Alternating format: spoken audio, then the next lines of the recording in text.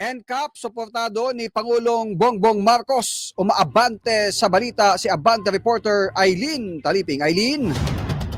Dexter, suportado ni Pangulong Ferdinand Marcos Jr. ang no-contact apprehension policy na ipinatutupad ng Metro Manila Development Authority laban sa mga pasaway na motorista.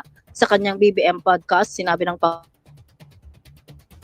Pangulo na maganda ang layunin ng NCAP dahil madidisiplina ang mga pasaway na motoristang sumunod sa batas trapiko at mabawasan din ang korupsyon. Taliwasan niya ito sa pananaw ng ilang motorista na magiging gatasan lang ng mga pulis at traffic enforcer ang NCAP. Kapag anya nahuli ng pulis ang isang motorista, aminin man o hindi ay may nakasiksik na pera sa lisensya para hindi na matiketan, kaya mas maganda ang NCAP dahil ang paglabag ay ibabase sa nakunan sa CCTV. Paliwanag pa ng Pangulo, kapag nagbayad ng multa ay hindi tao ang tatanggap kundi diretso mismo sa sistema. Ako si Eileen Taliping ng Abante Radyo. Ito ang balitang mabilis, mabangis at walang mintis.